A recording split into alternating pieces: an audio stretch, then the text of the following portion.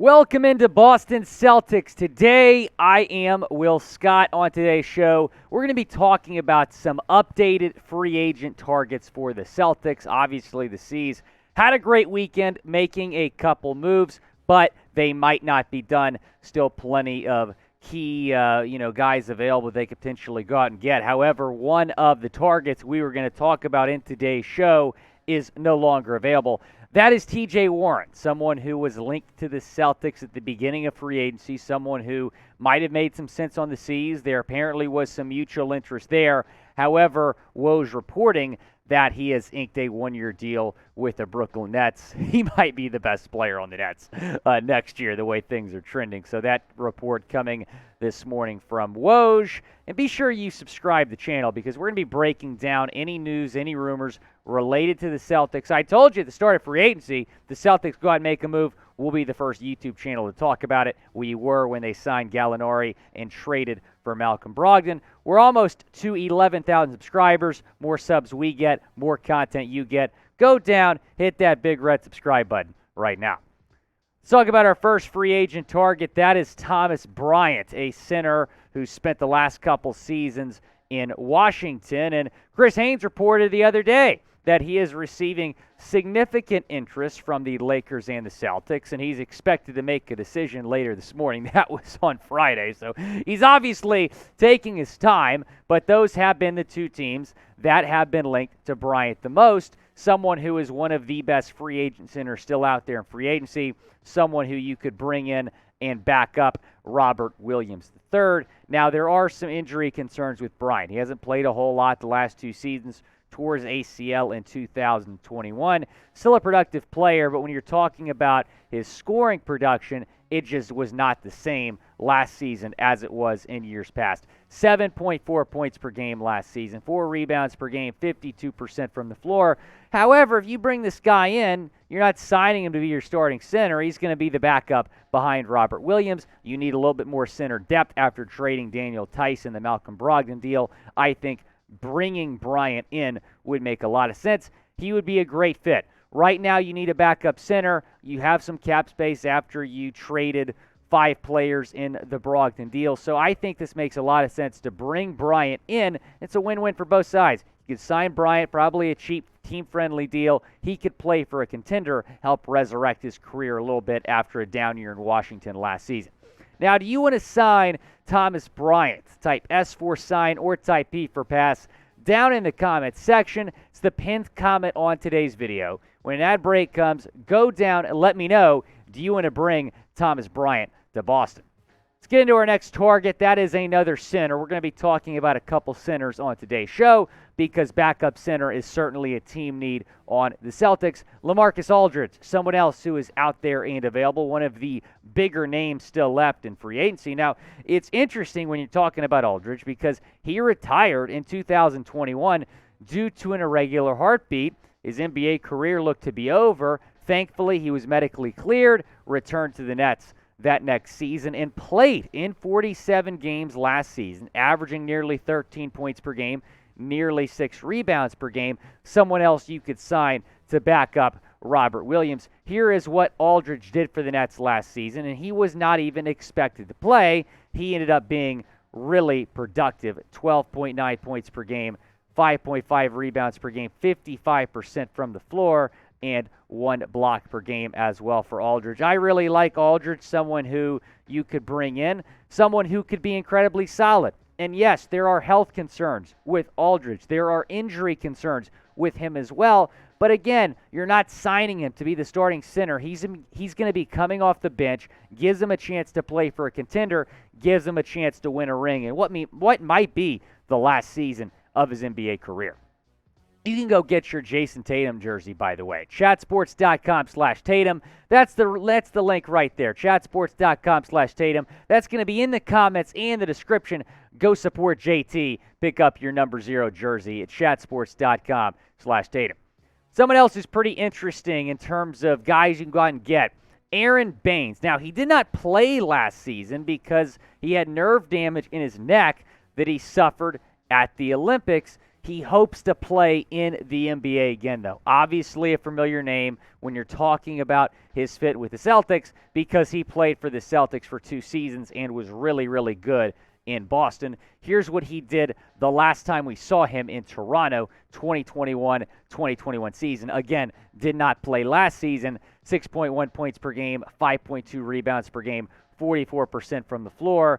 I'd like to bring Baynes in, but obviously there's pretty big question marks with his health. He might not even play in the NBA again. He's hoping for an NBA comeback. That is the goal for Baynes, but there's a lot of question marks about his status. Now, if you had to sign one of these 3 guys, who would you bring in to be the backup center? Is it Thomas Bryant? Is it LaMarcus Aldridge? Or is it Aron Baynes? If you want Thomas Bryant, type TB. If you want LaMarcus, type LA. Or if you want Baynes, type AB. Down in the comments section, go down and let me know. I would probably pick Thomas Bryant. However, because he's the younger option out of those 3, he might be the most expensive.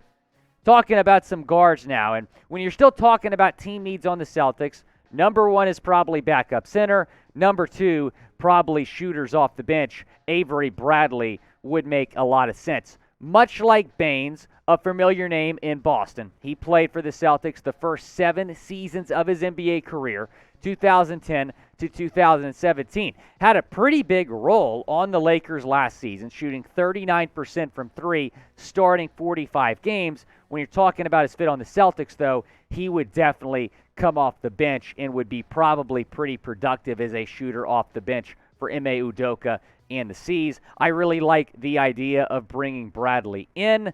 Again, when you're talking about team needs, I still think you need a little bit more shooting depth off the bench. Bradley would provide that. So would Carmelo Anthony. Definitely the biggest name still left in free agency. I don't know about the best player still left in free agency, but definitely the biggest name. And when you're talking about Melo, obviously there's going to be people that say he's washed. I tend to disagree because look at the numbers last season in LA.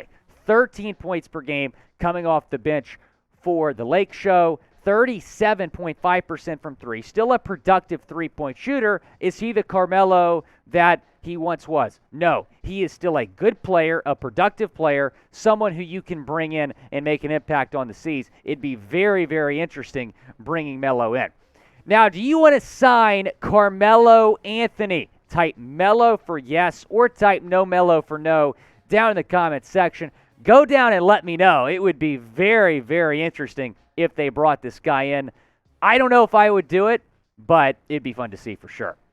Let's get into our next story, and that is an NBA insider that says the Celtics are the best fit for Kevin Durant. Obviously, KD requested a trade last week. A lot of rumors floating around about where he could go. A lot of people saying the Celtics. Ric Bucher, one of those guys. He hopped on the herd today with Colin Cowherd. Here's what he said. Boston is the ideal spot for KD because they have the requisite talent to give up and still be solid. They have the culture, and they are one step away. When I look at the Boston Celtics and everything that they have in terms of culture, coaching, and more importantly, being able to give up some talent and being still able to play. Boston, for the most part, all of their important pieces are young and in their prime. Ric Bucher saying the Celtics make the most sense for Kevin Durant right now. Now go down and predict it. Where does KD get traded? Obviously, Phoenix and I should say Miami have been the 2 teams linked to him the most. The Celtics more of a dark horse. Or do you think he's going somewhere else? So if you think he's going to the Suns, type PHX. If you think he's going to the Heat, type MIA. If you think he's going to the Celtics, type BOS. Or somewhere else like Toronto, Portland, New Orleans, you name it, type O down in the comments section. Avery Johnson also saying that KD to Boston makes some sense. Saying, if I'm the Brooklyn Nets, this is a team that it may not be Kevin Durant's favorite landing spot or one of his top 2 because the reports are he's talking about the Heat and the Suns. But when you look at players you can get back in return, you're talking about Marcus Smart, potentially Jaylen Brown. Man, that's a good-looking package in return, especially if you have to start a franchise over.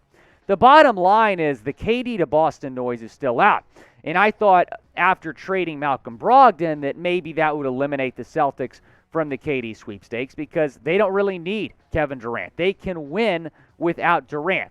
This current group you have in place right now is good enough to win an NBA title. You were this close last season. You add Brogdon, you add Gallinari. It is already an improved roster, one that is definitely going to compete for a championship again. But because the C's are still linked to KD, I still think it could happen. And the reason that they are being linked to Durant right now especially is because they can put the best package together for him. You can trade Brown. You're not going to trade Tatum, but you could trade Brown, Smart, maybe Robert Williams, and get Durant. The C's can put together a young, really good package, and that's why they're still being linked. When you look at the Suns, when you look at the Heat, I don't think their package would be able to compete if the Celtics are interested. Be sure to hit me up on Twitter at WillScott44. Let me know what you think of everything. Also, go down and subscribe to the channel. We'd appreciate your support. We're going to keep you in the loop, especially if the Celtics make another move.